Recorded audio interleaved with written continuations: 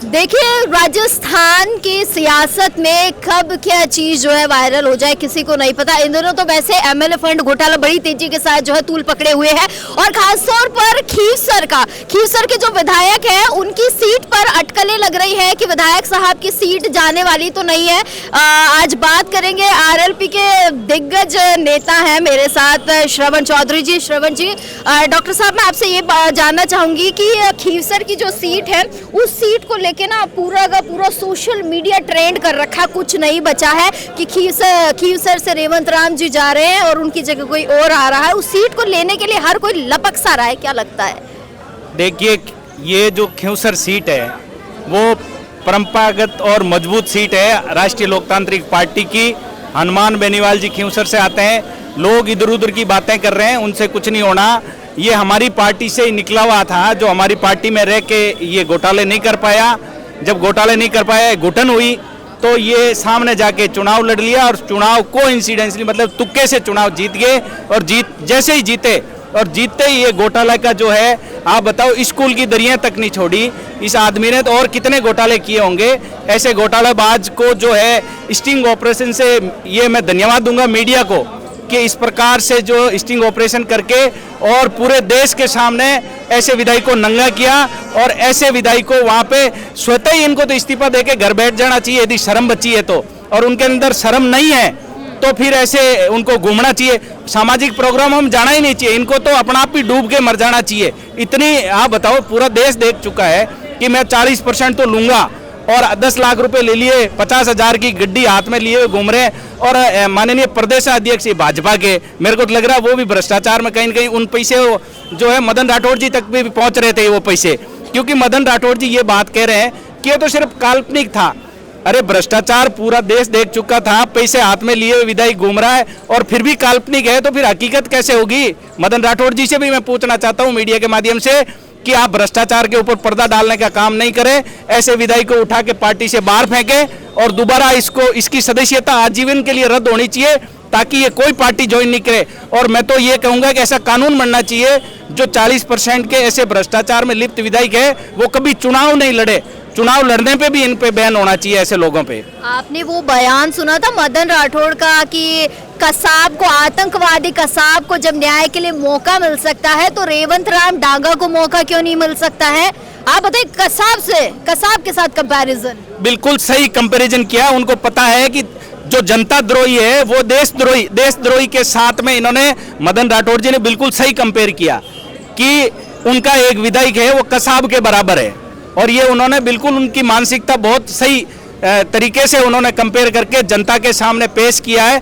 क्योंकि जब कसाब को मौका मिलेगा कोर्ट में जाओ, लेकिन आप ऐसे भ्रष्टाचार, एक तरफ कह रहे हो कि भ्रष्टाचार मुक्त है ना प्रदेश होना चाहिए, दूसरी तरफ ऐसा भ्रष्ट विधायक पार्टी के अंदर बैठा है और कभी सांसद से मिल रहा है, कभी विधायक से मिल रहा है, कभी मंत्री से मिल रहा है, कभी दिल्ली भाग रहा है, इधर उधर भाग रहा। आपको एक झटके में एक लेटर निकाल के पार्टी से बाहर फेंकना चाहिए। और विधानसभा अध्यक्ष कहाँ सो रहे हैं? उनको सदस्यता रद्द करके और देश के और प्रदेश के अंदर मैसेज देना चाहिए कि हमें ऐसे भ्रष्ट लोग हैं, हमें पार्टी में नहीं चाहिए। जबकि ये कभी कसाब से कंपेयर कर रहे हैं, कभी कह रहे हैं काल्पनिक घटना थी। तो मेरे को लग रहा है कि मैं तो मीडिया से पूछना चाहता हूं कि वो नोट ले गए, वो काल्पनिक थे, कोई जादू तो नहीं किया। वो कहीं जादू सीख के मीडिया वाले ने उनको 10 लाख दे दिया और फिर 50,000 की गड्डी दे दी और 40% का सौदा तय हो गया।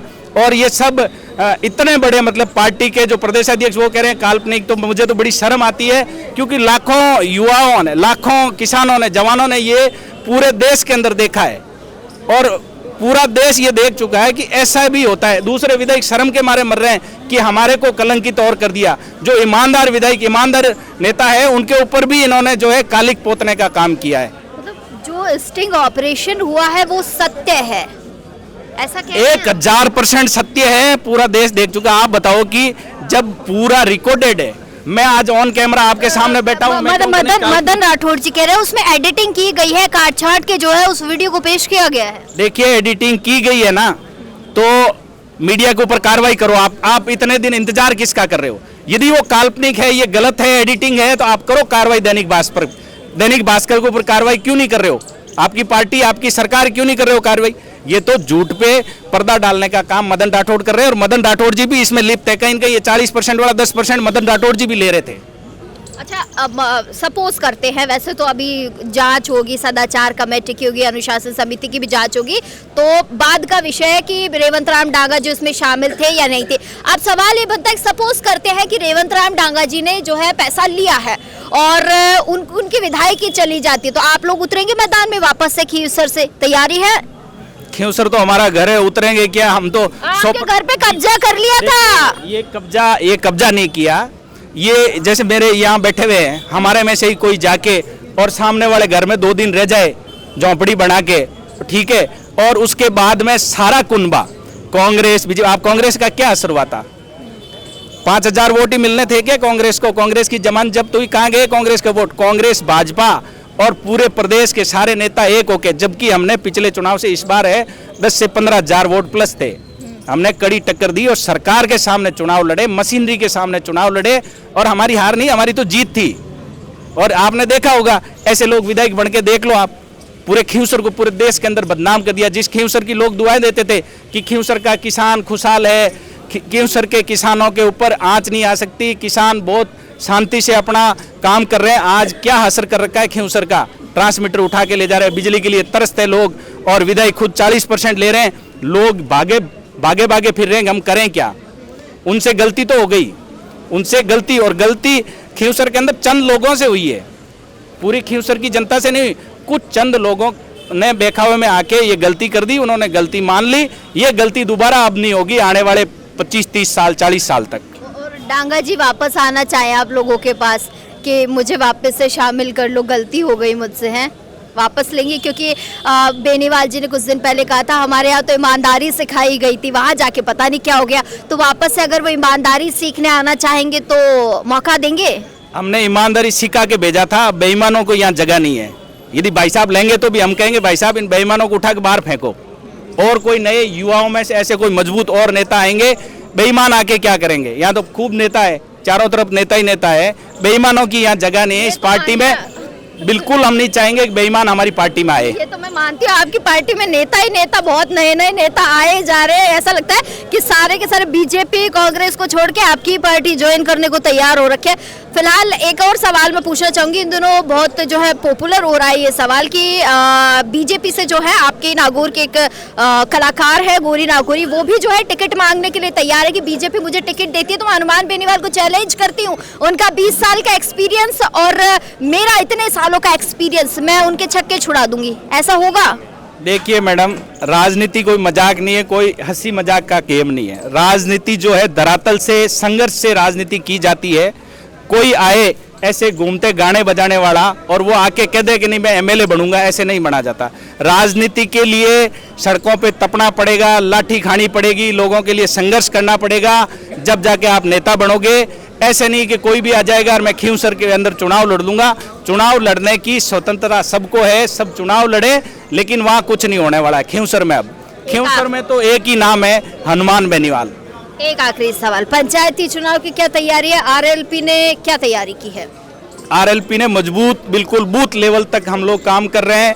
एसआईआर की जो कमेटी जो बना रखी है, सारे लोगों की नियुक्तियां हो रही है। बीएलए फर्स्ट अपना काम करके बीएलए 2 नियुक्त कर रहे हैं और पूरे प्रदेश के अंदर मजबूती से जो है पंचायत के चुनाव हम लड़ेंगे और पंचायत के चुनाव जीतेंगे। प्रमुख और प्रधान हमारे जो है मारवाड़ तो पूरी तरह से मजबूत है और बाकी शेखावटी और हाड़ौती और इन पूरे में भी मजबूती से चुनाव लड़ेंगे पंचायत के। चलिए, बहुत शुक्रिया श्रवण जी। तो ये थे मेरे साथ डॉक्टर श्रवण, जिन्होंने काफ़ी दिनों से काफ़ी सारे लोगों के सवाल थे कि मैं आरएलपी की तरफ जाऊं, एक बार आरएलपी वालों से भी सवाल पूछूं कि भैया खींवसर के क्या हालचाल है।